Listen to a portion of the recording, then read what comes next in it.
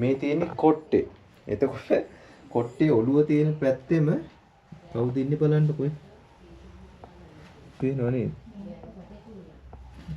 ලොකු නාගයෙක්.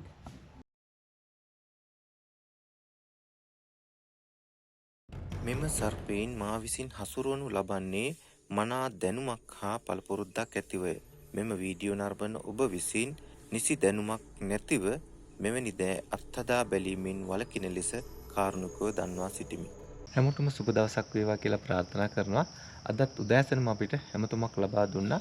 රාජාංගනේ යාය 15 ප්‍රදේශීය නිවසක ඇඳක් යට නාගයෙක් ඉන්නවා කියලා.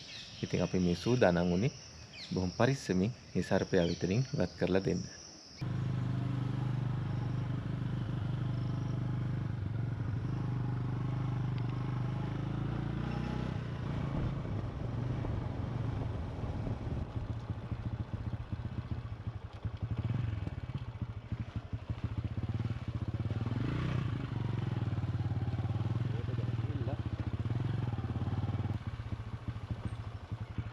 ඔයාලා කේතර තින්නේ?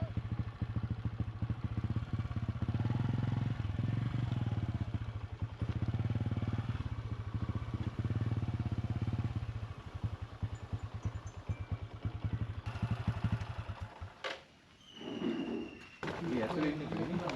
ඔය කාමරේ තින්නේ.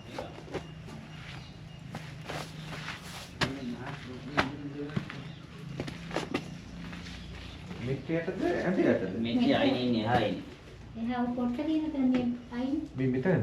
නෑ. මතන ඉන්නවා. එතන අයිනේ දිගට. ඇතුලට එනවා දැක්කද? ඔව්. ඇඳ යටත් යනවා අතනයි.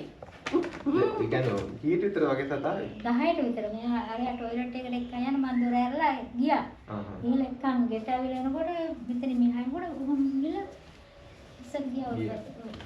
කාමා ජානු යකෙක් වගේ කෑ ගහගෙන ආවේ. සර්පයා?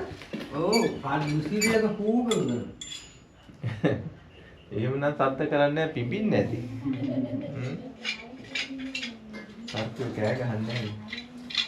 මේ ඇඳ ඇතුලේ එහෙම නම් ටිකක් පිළිවෙලකට තියාගන්න වෙයි. මේවා අස්සට රිංග ගන්නවා සර්පයෝ. ටිකක් අපිළිවෙලට තියාගත්තාම මේ වාස්සේ ඇවිල්ලා ඇත්තටම මේ ගැණු සත්තු බිත්තර පවා දානවා. එතන එහෙම හරි පිරිසුදුව පිළිවෙලකට තියාගන්න ඕනේ. අපිට ඉන්නවා කියන්නේ මතන මේ ඇදේ අයිනේ මේ පැත්තේ. මම බැලුවේ සමහර මේ පැත්තෙත් ඉන්න පුළුවන්. ඕ මතන යට. බලන්නකෝ දැන් මේ තියෙන්නේ කොට්ටේ. එතකොට කොට්ටේ ඔළුව තියෙන පැත්තෙම කවුද ඉන්නේ බලන්නකෝ. පේනව නේද? ලොකු නාගයෙක්. ගෙදර ඇඳේ නිදන එක්කෙනත් එක්කම නාගයාත් නිදියාගෙන ඉන්නේ. දැන් මේ සතා මෙතෙන්ට රිංගනවා දැක්කේ නැත්තම් ඔහොමම නිදා ගන්නවනේ. ඊට පස්සේ සතත් ඉන්නවා නිදා ගන්න එක්කෙනත් නිහඬව නිදාගෙන ඉන්නවා. හැබැයි මෙයා ස්පර්ශ වුණොත් අතක් හරි වැදුනොත් එහෙම හපා කෑමක් කරනවා.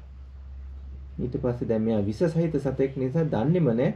එයාගේ විස ශරීරගත වීමෙන් උදේට නැගිට ගන්න හම්බෙන්නේ නැහැ. දන්නේම නැතුව නිින්දදීම මරණය වෙලා. මම හිතන්නේ අඩි 5ක් විතර වගේ ඇති සතා.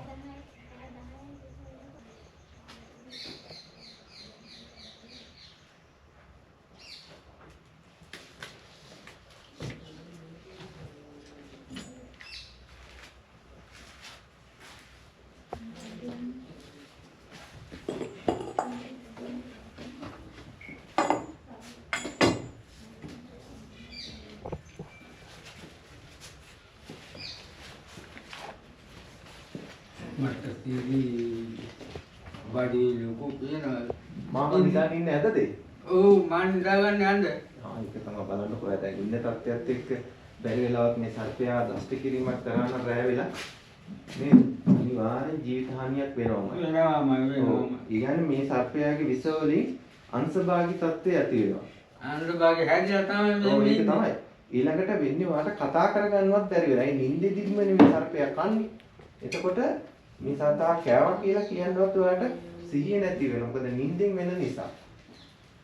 අත එහෙම වැදුනා නම් නිදාගෙන ඉන්නකොට පොට්ටේ ASCII අත දාන්න ගිහිල්ලා නේද? ඔව්. ඒ නිසා හොඳට ගන්නවා. පරීක්ෂා කරන්න ඕනේ. හරිද?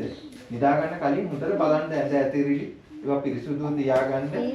හැමදාම බලන්න ඇඳ යට පොට්ටේ යට මෙට්ටේ යට පරීක්ෂා කරලා තමයි නිදා ගන්න ඕනේ. නැත්තම් මේ වගේ සර්පෙක් ඉඳලා කන්න පුළුවන් ඕනම අවස්ථාවක. අනතුරු උනාට පස්සේ පසුතැවිලා වැඩක් නෑ. නෑ. ඔව්.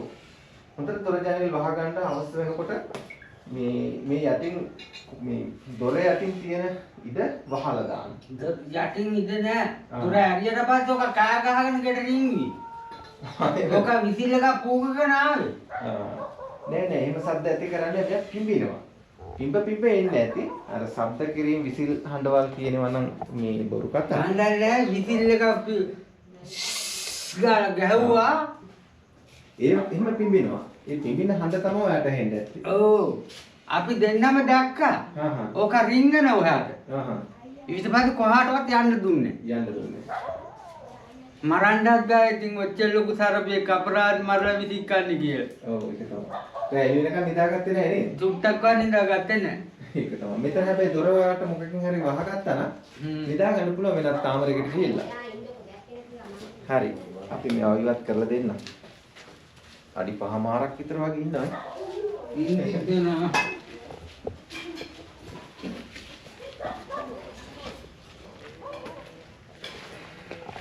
හැබැයි බොහොම මේ තැම්පත් නාගයෙක්.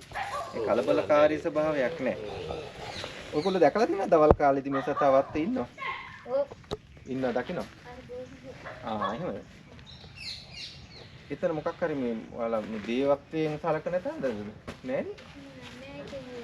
අත්තක්වත් ඉතින් කපන්නේ කපන්න එපා කියනවා. නෑ ගොඩක් වෙලාවට දැන් මේ වගේ නාගයෝ ගැන ගොඩාක් කතිකාවක් ඇති වෙලාවනේ. ඒ කියන්නේ දේවත්වයෙන් සලකන සමහරවිට පන්සලේ නාගයක් කියනවා දේවාලේ නාගයක් කියනවා. දැන් මෙයා මෙතන ඉවත් කර දෙන එක තමයි මම කරන්නේ. අනාරක්ෂිත තැනක හිටපු නිසා. හැබැයි පස්සේ මේ සතා ඉවත් කරේ ඇයි කියන චෝදනාවක් එනවා. ඒ නිසා මේ මං ඇහුවේ මේ සතා ඔයාලට මේ ස්ථානේ ඉන්න ඕනද කියලා. අනේ පායි. ඉතින් ගේ ඇතුළට එන්නේ. ඔව් ඉතින් ගේ ඇතුළට එන්නේ යාගේ ආරක්ෂාවට. ඒකෙන් ඔයගොල්ලන්ට අනතුරක් වෙන්න පුළුවන්. ඊයේ ගේ ඇතුළේ පෙරි ඉස්සර දවසේ තලගොයක් මරලා ගේ ඇතුළට එනවා තලගොය. තලගොයක් මරලා පාන්දරේ මේ ඒත් මෙයාද? ඊට පස්සේ මෙයා තමයි එළියට ගියේ උතරින්. ඒක තමයි. ගේ ඇතුළට එන්නේ ඔක්කොම මීයෝ ආහාරයට ගන්න. එහෙම නැත්නම් ගෙම්බු. එහෙම නැත්නම් ওই තලගොයි ඉන්නවනේ. තලගොය ඉන්න. එයා තලගොයක් මරලා ආහාරයට ගන්න තමයි එන්නේ. තලගොයා මරලා හිටියේ. එහෙම නැත්නම් මිනිස්සුන්ව මරන්න නෙමෙයි. නිකන්වත් එයා දැන් අය උප්පන්නේවත් නැහැනේ නේද පේනේවත්. දැන් අපි තමයි කරන්නේ මෙහෙම අපි දෙන්න උතරින් මේ වගේ මම බයිසිකල් අරන් මෙහෙම යනකොට මේ කවුම ගිහිල්ලා මම බයිසිකලේ අර හොදතුනේ බයිසිකලේ මාරේ අනාගගෙන යනකොට ඒකගෙන යන තැනක එකපාරේ හොඳ තැනක ඉන්න පුළුවන්. අපි ගහුනේ නේද මරන්නේ නැහැ. වෙන කෙනෙකුට අහුනොත් දැකන්නේ හැංගින්නේ බැලුයි. බල්ල පුරනා මේ මං ගේ වට බලන අර පැත්තේ කරලා තමයි බල්ල පුර හිටියේ. පෙරේදා මම බලනකොට අර මේ නංගිලාගේ වත් එහා මුල්ලේ මේ ගෙම්බේ කියලා මේ අයියට මං ඒක කතා කරලා පෙන්නුවා. ගැරණියෙක් කියලා අපි හිතුවේ. ඔව් හැංගිනවා. එයා හැංගින්න තමයි බලන්නේ. දැන් මෙතන අනතුරක් කියන එකට තේරුණානේ. දැන් මම මේ උරේ දාලා තියෙන්නේ මං දන්නවා ඒක අතුරට හැංගින්නේ. නෑ ඉන්නේ. මෙතෙන්ට ආවට ආපහු ඇතුළට යනවා.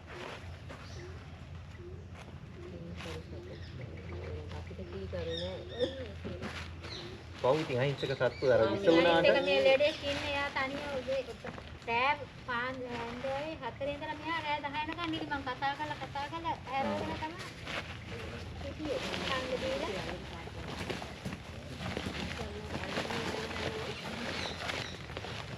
හරි ඔයගොල්ලෝට ගොඩාක් ස්තුතියි සතා ගැන කතා කරලා කිව්වට නැත්නම් ඉතින් ඔය ඇඳ උඩම නේද පොල්ලක් කරන් ගහලා මරන්න පුළුවන් නෑ ගහන්න මරන්නේ නෑ කොහොමද එළියෙන් එළිය වෙන්නා ඇහැරගෙන හිටියේ ඒකනේ. එළි වෙනකන් ඇහැරගෙන අපි කුන් දෙනවා. අඳුරමයි. ඇඳ උඩ නැගි මෙතනින් මෙතනින් ගැට ගිහිල්ලා මම ගියේ නෑ. ගහේ යාළුවා. අරයා ටොයිලට් එකේ ගිහලා එක්කගෙන ආවිල්ලා ඔය හොස්නේ වගේ මට කස්කරන්නේ තමයි බලනවා එනවා. මිනින් ඇඳ අස්සට ගිහින් තමයි උඩට නැග්ගේ. අපි අරගෙන යන දැන් ආපහු යන්න ඕන නොච්චාගම. මෙහිම නොච්චාගම යන්න වෙනවා මේ නොච්චාගමත් වහලයක් උඩ ඔය වගේ නයික් ඉන්නවා කියලා කෝල් කරා. මටත් මේ දවස් ටික ටිකක් කාර්යබහුලයි හරිම වෙහෙසයි. අපි අර ගෙදර සුරතල් සත්තු කීප දෙනෙක් ඉන්නවා. දැන් එක්කෙනෙක් නැති වුණා. දැන් සති දෙකක් විතර ඒගොල්ලන්ට බෙහෙත් කරනවා. රැහැදවල් නැතුව ඒගොල්ලෝ වෙනුවෙන් තමයි මේ දවස් ටිකේ වැඩිපුර මහන්සි වෙන්නේ. ඉතින් අර ගෙදර හදන සතා නිසා මොන හරි අනුතරක් හානියක් වුණාම හරිම දුකයි. ඒක දරා ගන්න බෑ මුළු පවුලටම. තව එක්කෙනෙක් ඉතින් දැන් අසනීපෙන් ඉන්න දැන් එයා හොඳ මට්ටමකට ඇවිල්ලා ඉන්න. මොකද ඒක අර මගේ කැපකිරීම නිසාම තමයි මේ වගේ අසනීප තත්ත්වකින් හොඳ කරගන්න පුළුවන් ඈ.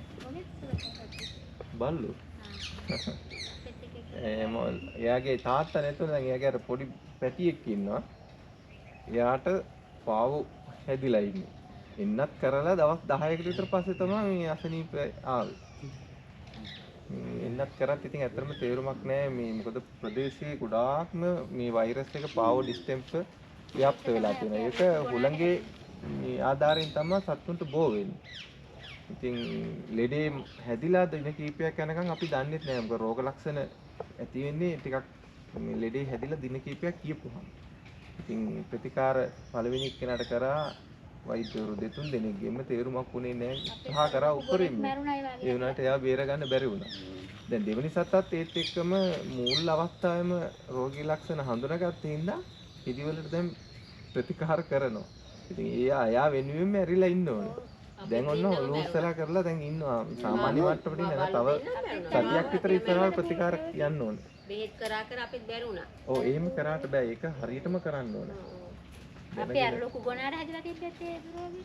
ඒක තමයි විවිධ රෝග තියෙන වෛරස් එහෙම හැදුනාන් පස්සේ හරිම අමාරුයි හොඳ කරන්න.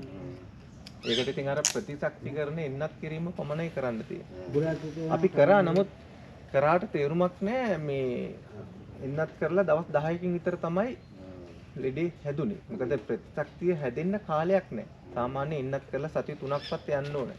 ඊට පස්සේ තමයි ප්‍රතිකාර කියන්නේ එයාගේ ප්‍රතිශක්තිකරණය ඇති වෙන්නේ. ඒක වෙන්න කලින් සත්තුන්ට මේ අර ගොඩාක් ව්‍යාප්ත වෙලා තියෙන හින්දා ඒගොල්ලන්ටත් හැදුනා. වෛරස්නේ හුලං මගින් තමයි ව්‍යාප්ත වෙන්නේ. හරි එහෙනම් අපි ගිහින් එන්න.